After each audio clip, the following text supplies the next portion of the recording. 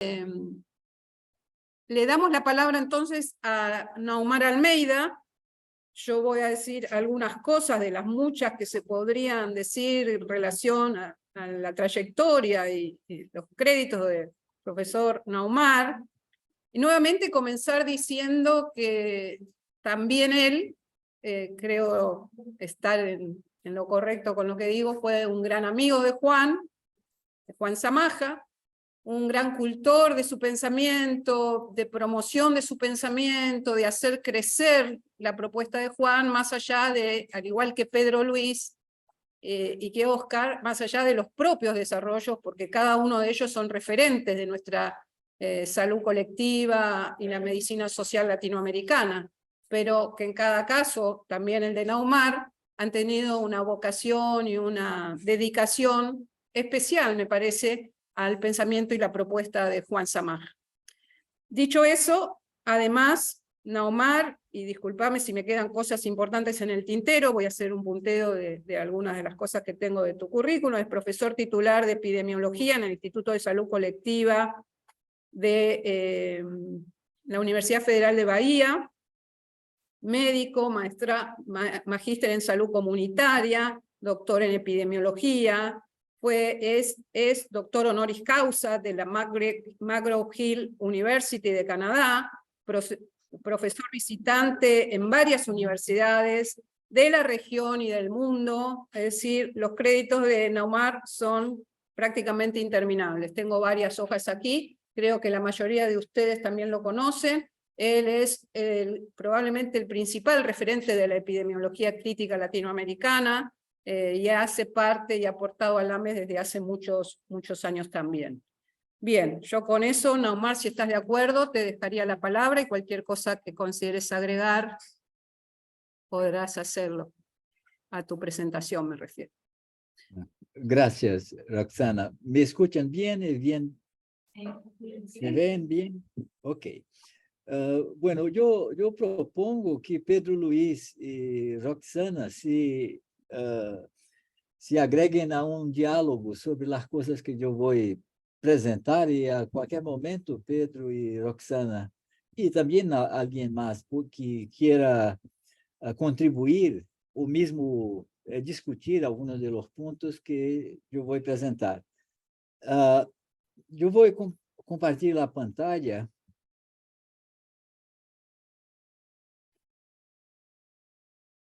¿Se ve bien? ¿Sí?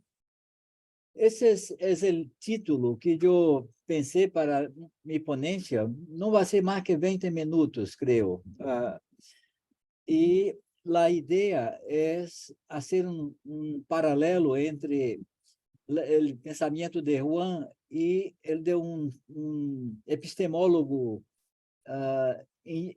indiano, es un descendiente de hindús, y él fue británico, falleció hace pocos años, Roy Bhaskar.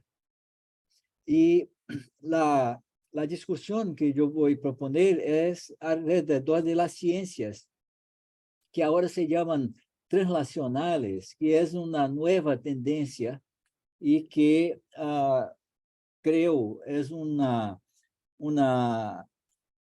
progresión desde la noción de la medicina basada en evidencias o la epidemiología clínica, que fue uno de los puntos en que Juan Samaja se motivó mucho por la discusión de la epistemología de la salud. La idea de ciencias translacionales empieza también en el campo de la salud, en los años 1990, hasta 1993, cuando se concentró mucha investigación sobre el cáncer, las neoplasias, las distintas neoplasias, y había un problema que la proposición de una medicina basada en evidencia no lograba resolver, que era el problema de la extrapolación de resultados.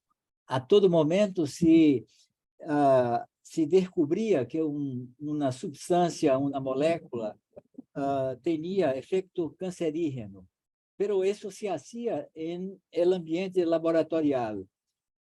Y en los laboratorios, mucho en investigaciones que eran investigaciones con sustratos químicos, moleculares, bioquímicos, y a lo mejor con animales, y no se lograba una extrapolación de esos resultados para poblaciones humanas y para también situaciones de salud y enfermedad de interés clínico.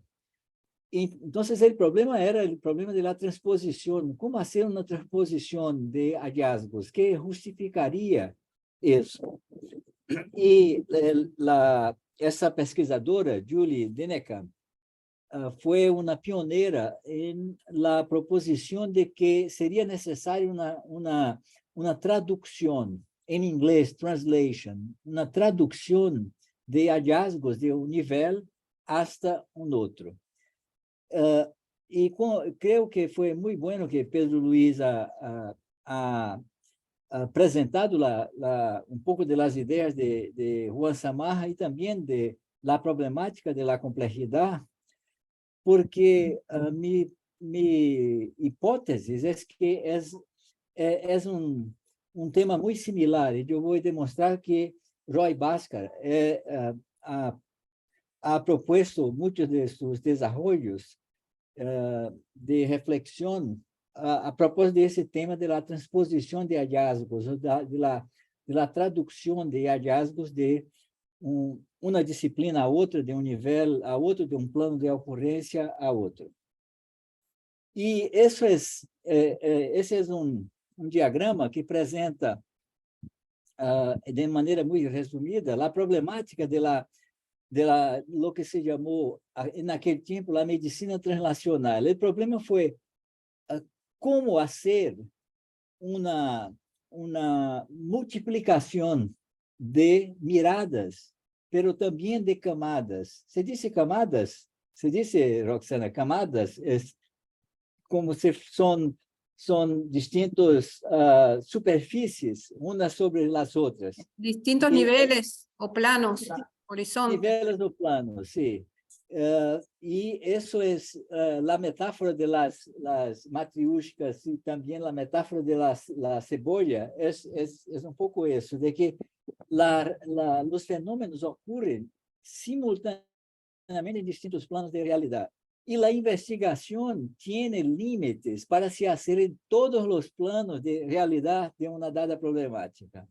Y por eso que muchos de los temas que ahora aparecen con mucha evidencia, en aquel momento, los años, inicio de los años 1990, había una dificultad de traducir como un problema epistemológico algo que era muy práctico. Y por eso que se ha desarrollado como una tendencia más clínica, más médica, y después se amplía. Y cuando se hablaba de una translational medicine, ahora se habla de una translational science, de una ciencia translacional.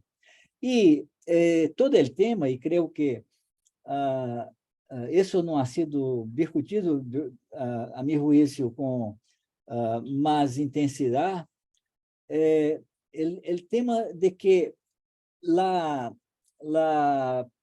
producción de conocimiento en salud, y como Pedro Luis también ha comentado ya, ha tenido una interpretación muy lineal, en que hay una fase inicial, después una fase de progresión, y los estudios se hacen en etapas. El tema es que algunas de esas etapas tiene la posibilidad de condensación, y esa condensación o fusión de etapas permite paralelismos que lo que antes se pensaba como una especie de trayectoria de demostración Ahora ya se tiene una idea mucho más borrada, mucho más flexible y menos lineal de esa trayectoria de demostración. Y ahí es un diagrama que también muestra la idea de que esa ciencia translacional clínica opera por un continuo que viene desde los estudios moleculares y mismo estudios genéticos, después estudio de fase, de primera fase, de segunda fase, y entonces los ensayos de eficacia clínica, y después los ensayos con grupos de casos más amplios, después población, y por último una proposición de generalización. Lo que pasa es que la idea de T0 hasta T5 es una idea lineal, que tiene el 0, 1, 2, 3, 4, 5 como una trayectoria jerárquica, pero el hecho es que cada uno de ellos tiene como blanco distintos temas que son dimensiones del mismo problema. Por eso, por ejemplo, algunas tecnologías que ahora se han desarrollado con mucha rapidez, la eficiencia de ese desarrollo se debe a combinaciones que son no lineales. Por ejemplo, la vacuna de COVID-19 y otros ejemplos más recientes. Yo hago eso porque essa introdução para dizer que desde que Juan trabalhou com esse tema, também havia outros epistemólogos interessados nesse tema e em simultaneidade, total simultaneidade.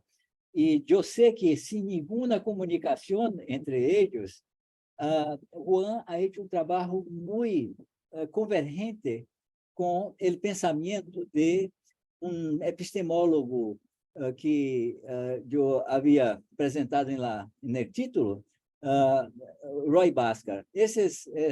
Roy Bhaskar é uma fotografia de quase ao fim de sua vida.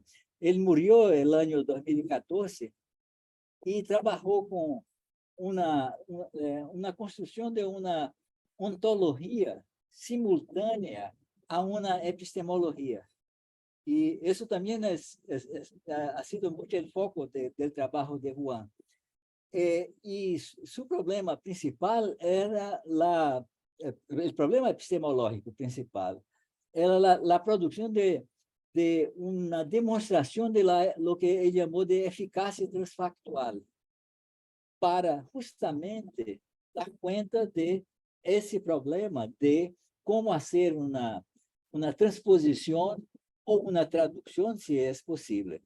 E também Bhaskar tem a mesma fonte original que Juan Samarra também empregou, que ha sido seu conhecimento muito profundizado da obra de Charles Sanders Peirce, que Juan ha dedicado todo um livro sobre dialética e semiótica ao trabalho de Peirce. E Bhaskar parte de Peirce com a noção de retrodução e propõe que a retrodução tenha duas dimensões. Uma é a transdução e a outra é a edução. E essas são maneiras de representar o que chamamos em epidemiologia e em estadística aplicada de inferência. Retrodução é como Peirce trata a inferência e os dois componentes de edução e transdução. Pero o tema que a mim interessa mais é que a transdução é justamente a produção de uma lógica que justifique um tratamento do conhecimento con la simultaneidad de los planos de ocurrencia. Y por eso la idea que también es una idea compartida entre Juan y Roy Bhaskar, es la idea de que la ciencia es un modo de producción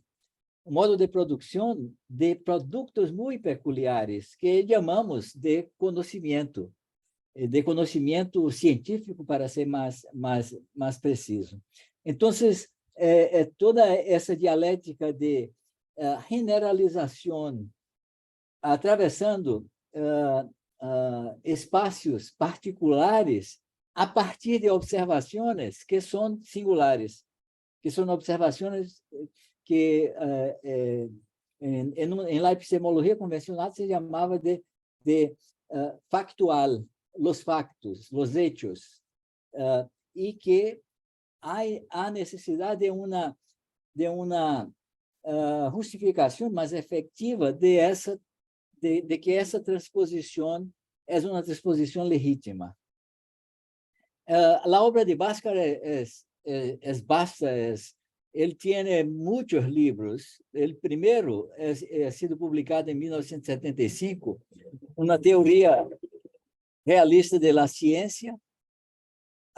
El otro, el segundo, la posibilidad del naturalismo, y después libros sobre la dialéctica, sobre la estructura del real. Es muy interesante también, un otro paralelo con las ideas de Juan, es la distinción que Roy Bhaskar hace entre el evidencial, el real y el actual.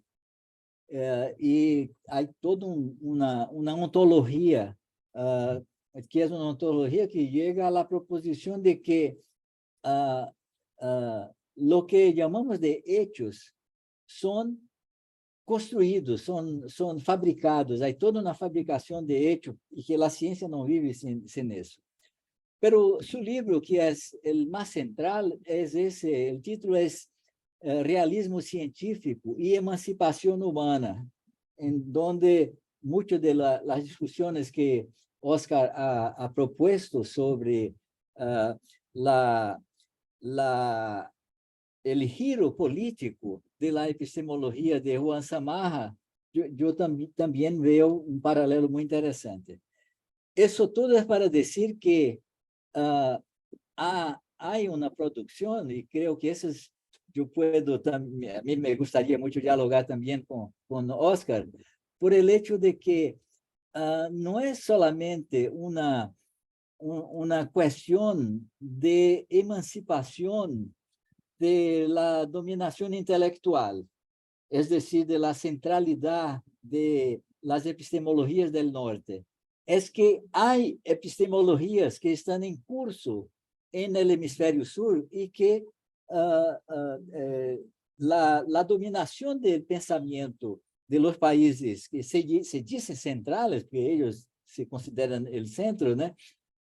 Hay otros centros, y creo que será un tema de reflexión y estudio muy interesante, eso de que tanto Roy Bhaskar quanto Juan Samarra han desarrollado una reflexión muy rica en la dirección de tratar del problema de la transposición, y como el problema de la transposición que también en esa misma simultaneidad se presentó como un problema concreto en el mismo tiempo, el inicio de los años 90, ¿no?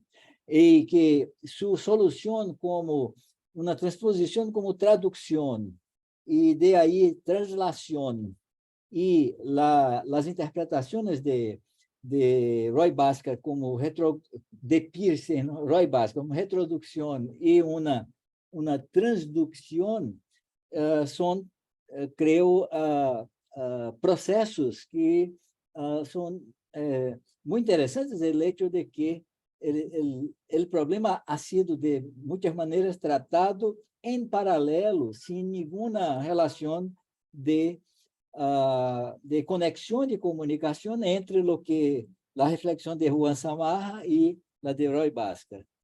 Y para entrar un poco más en la discusión de la transdisciplinariedad, la indicación de que, claro, hay una posibilidad de representar el problema como una convivência entre distintos recortes ou distintos fragmentos do conhecimento que a cultura convencional de las ciencias piensa como uma fragmentação necessária para resolver o problema da complicação, e creio que o que Pedro Luiz ha apresentado magistralmente, eu estava aqui impressionado com a capacidade de reflexionar com tanta riqueza a demonstração de que esse é seguramente o foco principal de la epistemologia, de uma das epistemologias de Samarra, que é a epistemologia pensada em la construção de essa compreensão de tema que creio, e essa é uma proposição que eu hago, que é original de Juan Samarra, que é a ideia de que a multiplanidade, não somente como alguns de los teóricos de la complexidade han apresentado, pero como uma compreensão de que a produção de conhecimento é uma produção de transformações, pero não lineares, em que tudo ocorre ao mesmo tempo em muitos pontos, muitos sítios, muitos níveis e muitos planos de ocorrência, e que a produção de conhecimento sobre essa complexa trama de ocorrências simultâneas tem uma diversidade, uma riqueza, uma pluralidade que muitas vezes hace medo a lo que tem o desafio de fazer sentido em todo isso. E creio que lo que Pedro Luiz ha apresentado com muita precisão e muita clareza também, se diz clareza? Não se diz clareza, muita claridade, muita...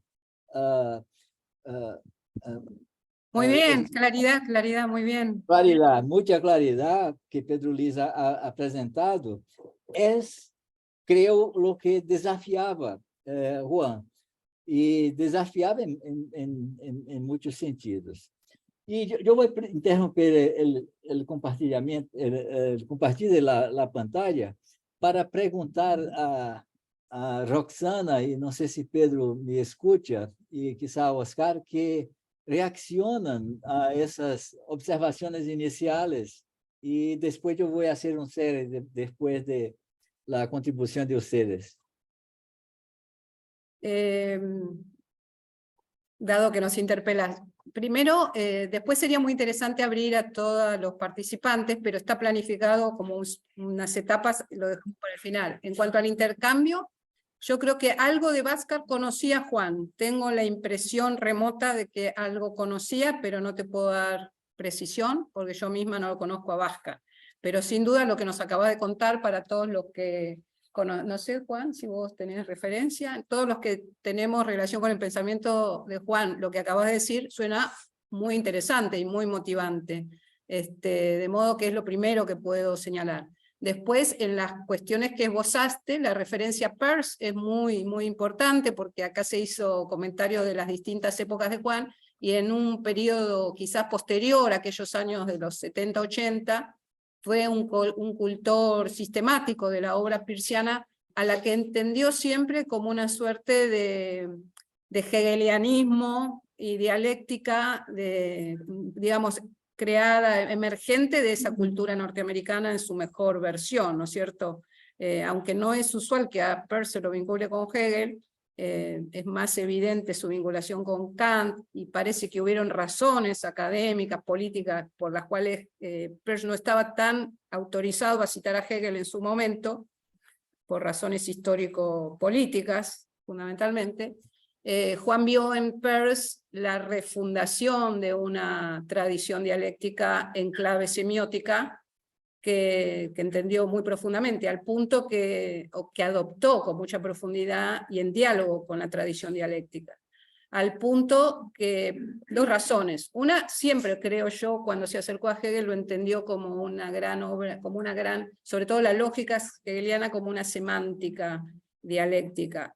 Y después, en su propia obra Epistemología de la Salud, entiende la transdisciplina en una triple dimensión de la semiótica de cuño peirciano también, entre pragmática, sintáctica y semántica, que eso tiene una complejidad y que es muy discutible. En lo personal no lo comparto del todo, pero bueno, la relación con Peirce es muy profunda, y no por razones azarosas, sino porque se inscribe en toda la tradición de su pensamiento dialéctico, y él creía entender allí que esto que acabo de decir, ¿no? Que la propia, siempre fue alguien, a mi juicio, que se relacionaba con los autores, quizás por ese sesgo ya más marxista, como emergentes de su época y su historia, es decir, qué podía hablar la burguesía europea del siglo XVII y XVIII en la voz de sus referentes, y qué otras voces y qué otras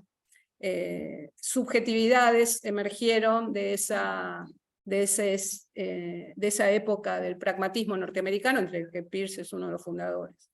De modo que, por ese lado, hablar de retroducción y temas afines como los que nombrás, y la referencia a Peirce, suena muy interesante.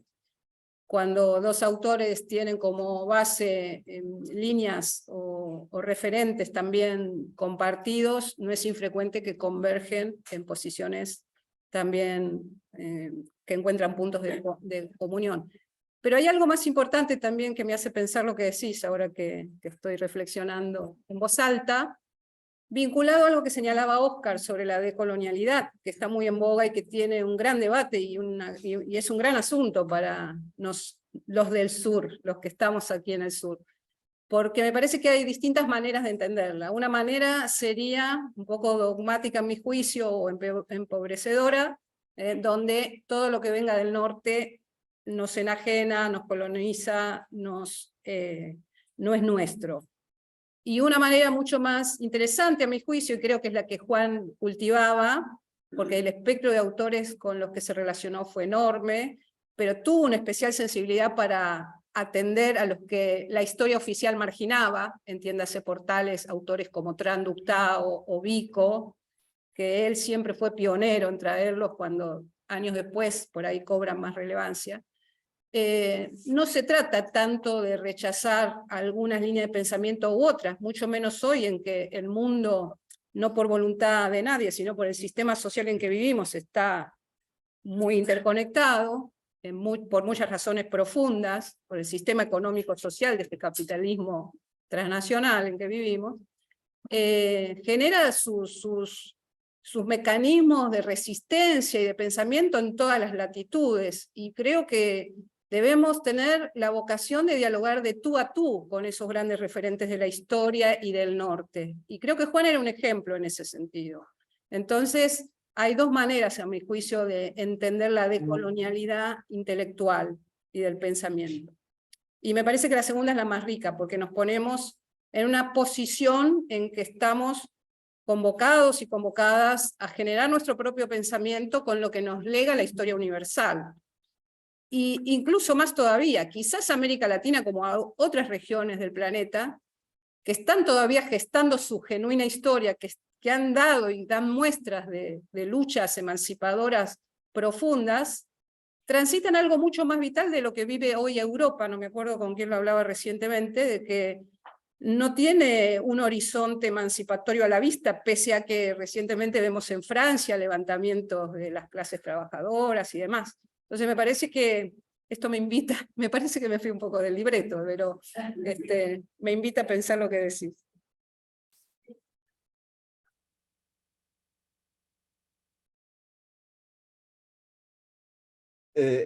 Pedro, tú has apresentado toda uma reflexão histórica que começou no iluminismo, depois o desenvolvimento da ciência. Todo isso é ciência eurocentrada. E como se pode dialogar nessa direção de uma possibilidade de dominar nossa própria história de reflexão sobre a ciência, que é uma ciência colonial, que faz parte da colonialidade de nossas sociedades, a colonialidade do saber, como o Oscar ha apresentado. Que disse?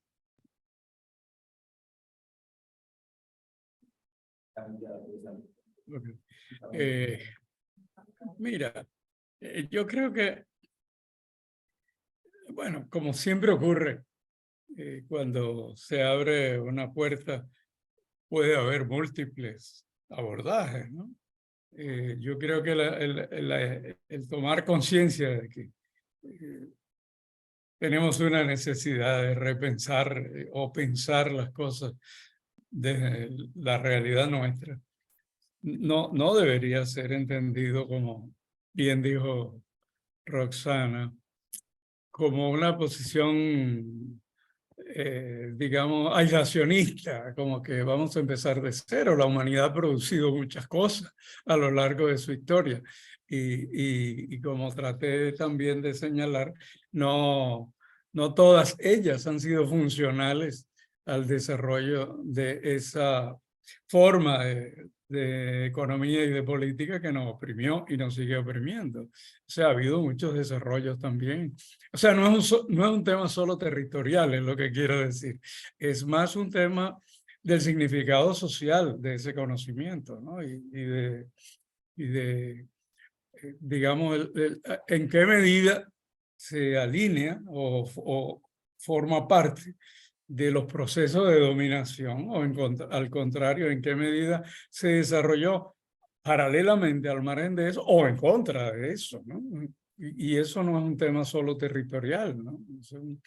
Es un tema en otra esfera, que no es solo la geografía.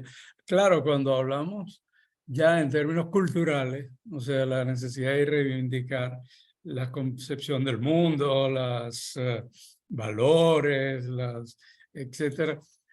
Bueno, es posible que haya mucha más distancia, diferencias entre distintos territorios del mundo. Pero en el mundo de la ciencia hay muchos puentes. No toda la ciencia producida en Europa o en Estados Unidos. Uno no podría negar que la ilustración europea, por ejemplo, o la Revolución Francesa o la independencia norteamericana, la influencia que tuvieron sobre el mundo fue positiva, ¿no? Predominantemente positiva. Creo que hay que evitar un abordaje territorial, o sea, aunque hay una dimensión, obviamente, geográfica, territorial, porque en algún lugar se hace realidad, ¿no? Y se aposenta. Pero creo que lo fundamental sería mirar cómo se articulan los conocimientos que se producen en distintas partes del mundo, porque también en nuestro continente se produce conocimiento que va en contra de esa intencionalidad de liberación. Creo que más que el tema territorial es un poco cómo funciona el sistema de dominación y cuáles conocimientos abonan a ese sistema de dominación y cuáles, por el contrario, apuntan a la posibilidad de diversidad mundial, de la diversidad en el mundo, de los espacios de crecimiento para todas las culturas y posibilidades de conocer, porque también hay un tema de las formas de conocer ahí involucrado. Bueno, sí, yo pienso que reducirlo al tema territorial puede empobrecer las posibilidades, la riqueza de ese planteamiento de decolonialidad. Bueno, es... y de lo que se trata es de enriquecerlo, no de empobrecerlo, ¿no?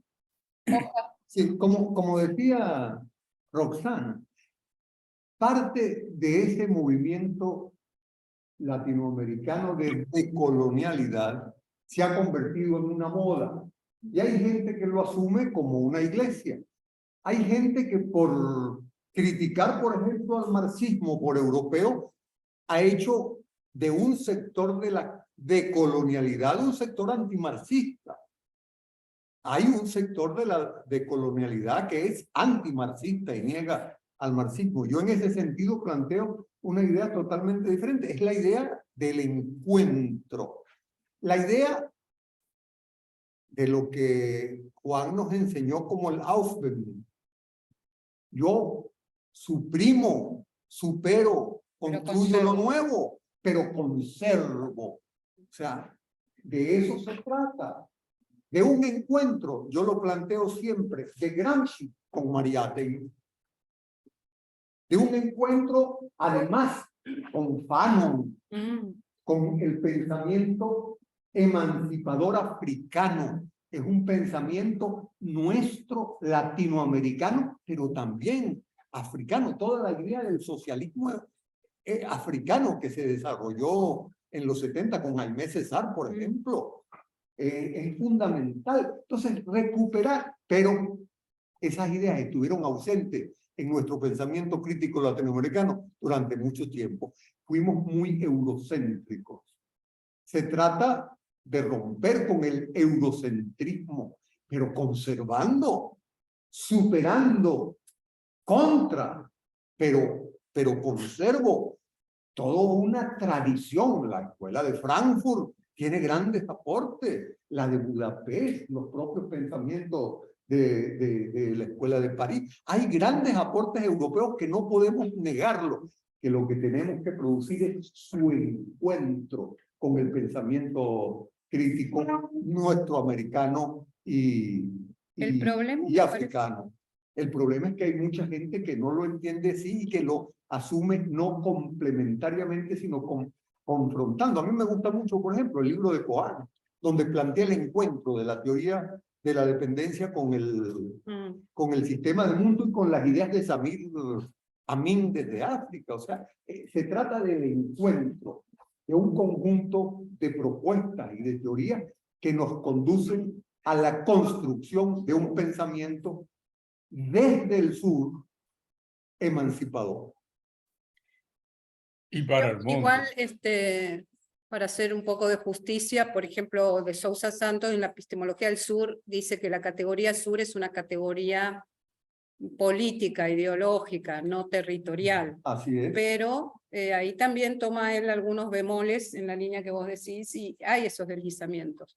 De cualquier modo, la contracara de eso, a favor de las posturas decoloniales, es, bueno, recuperar saberes ancestrales, saberes originarios, tradiciones que han sido negadas, ocultadas o menospreciadas, pero justamente el enfoque dialéctico y desde la complejidad, por lo menos también en el modelo samajiano, por decir así, tiene esa vocación de darle lugar a cada una de los tipos de saberes y reconocer que determinados contextos o circunstancias adquieren hegemonías relativas genuinamente, es decir, determinadas condiciones de la vida es el conocimiento científico el mejor conocimiento que podemos tener, y en otras condiciones de la vida hay que también atender a los saberes ancestrales, a los saberes del cuerpo. La medicina tradicional, la concepción médico-hegemónica, en su perspectiva positivista de la ciencia, ha privilegiado la comprensión científica de la experiencia humana por sobre las tradiciones culturales, hasta los saberes del propio cuerpo, ¿no?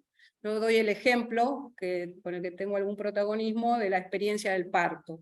Ahora hablamos de parto humanizado, parto, ¿cómo es? Parto respetado. Es llamativo decir humanizado, porque la pregunta que surge inmediatamente es ¿qué era antes? Que ahora es humanizado, ¿no? ¿Y qué trae ese saber, esa nueva corriente? Y bueno, la medicina acompañando, el saber médico acompañando el saber del cuerpo, que hay un saber que tenemos en relación a una experiencia que afortunadamente la humanidad no tuvo que esperar a las clínicas de obstetricia, etcétera, para reproducirse porque no hubiésemos ido muy lejos como especie, si eso hubiese sido el caso. Entonces, que ahí hay un saber que a veces va contra, la medicina va contra ese saber del cuerpo en vez de ir con ese saber que tiene que ver con los tiempos, con las regulaciones de la oxitocina que el propio cuerpo tiene una sabiduría para manejarlas, etcétera, etcétera, que se da contra los otros niveles de la racionalidad y de la dimensión de la vida social, que tiene que ver con cuánto se factura una cesárea, de cuánta protección tiene el profesional de la salud, que tiene que acompañar esa incertidumbre y tiene un protocolo que le dice que así va más seguro, etcétera, ¿no? Entonces creo que ahí hay cuestiones a rescatar con mucha riqueza y mucha potencialidad para el campo de la salud en lo que es la integración de saberes.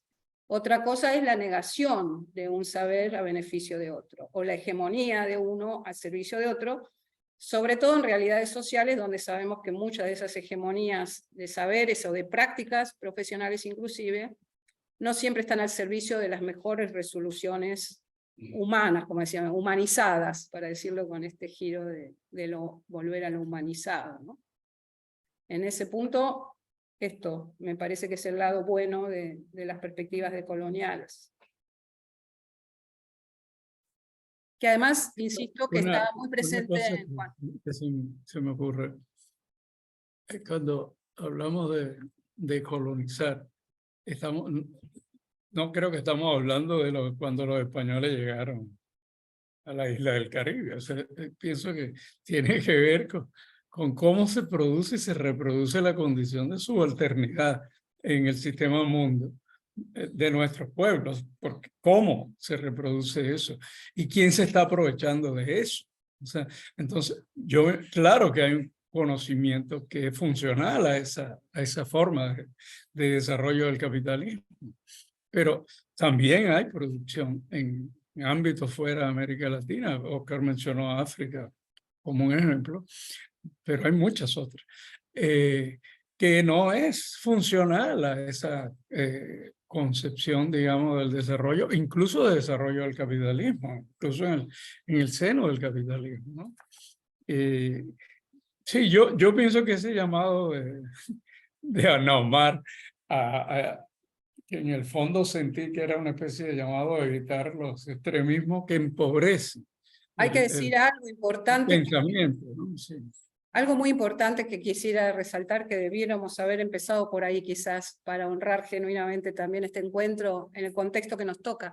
Hoy en Argentina, las comunidades llamadas originarias, que están siendo cada vez más expropiadas, más avasalladas, más negadas en todos sus derechos, comenzando por los territoriales, siguiendo por sus tradiciones culturales, están siendo la vanguardia de la lucha en Argentina, porque en Jujuy están resistiendo heroicamente a toda la avanzada de las corporaciones que tienen sus personeros en los gobiernos nuestros provinciales, pagando muy alto, porque se está viviendo una situación de avasallamiento total, que es casi un régimen de facto provincial, digamos, del gobierno provincial, secuestrando gente y demás, porque hay movilizaciones contra una reforma constitucional que pretende limitar si no muchísimos, de los derechos mínimos, básicos, de reconocimiento, no solo a las comunidades, sino a los recursos naturales que tiene esa provincia, que hoy están siendo centro de la mira de inversiones de las grandes corporaciones del litio y de otro tipo de recursos. Entonces, en buena hora que también rindamos un homenaje y nuestro acompañamiento, si están de acuerdo, a esa gesta de nuestros hermanos jujeños acá en Argentina, que nos tiene bastante impotentes por lo cruel que está haciendo y lo poca respuesta que tenemos para limitar ese avasallamiento. No sé si están de acuerdo, pero me parece que...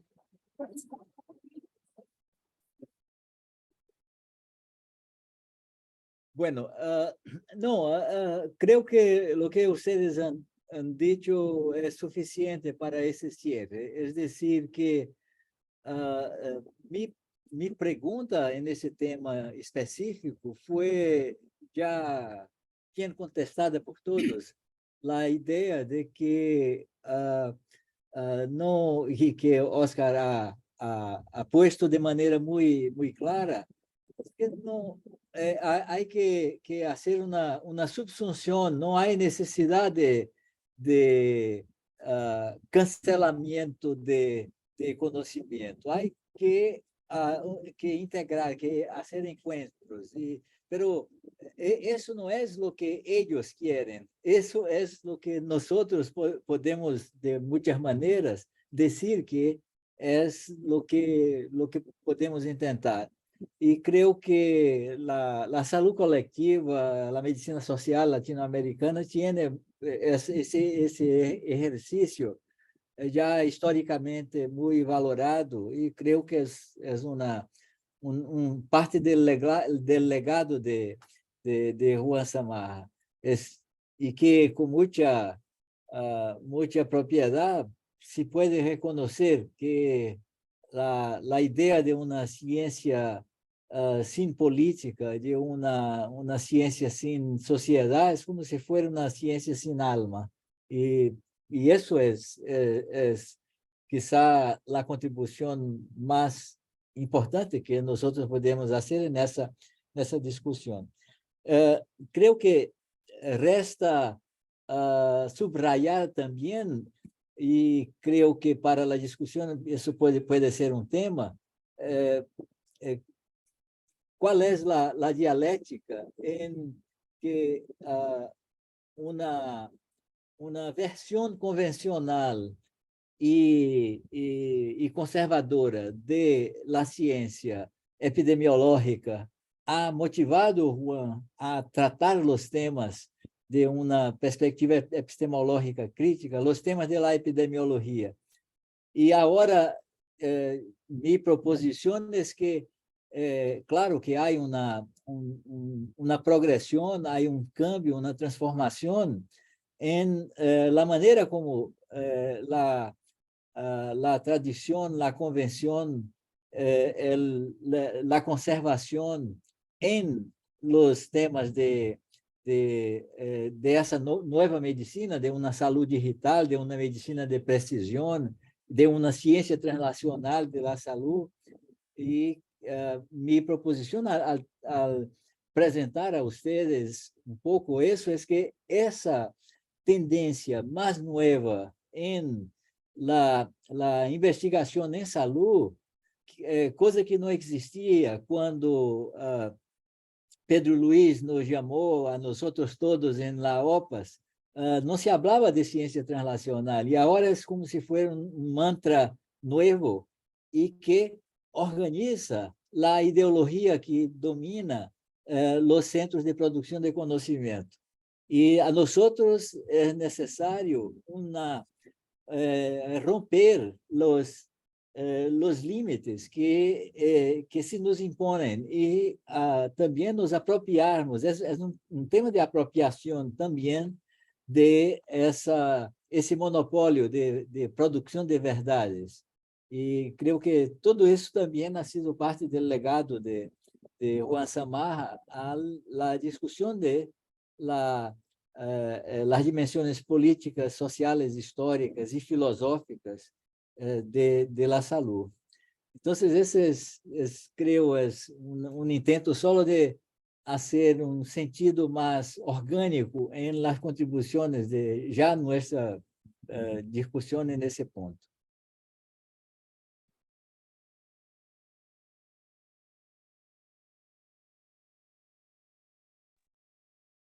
Bueno, Pedro Luis, cerramos acá. Naumar, lo tuyo. Yo creo que sí. O sea, me quedan muchas reflexiones de lo que se ha dicho, pero creo que ya está bien. Se las está contando. Hay una mariposa dando vuelta en mi cabeza. Como la del caos. No, no, está bien, está bien.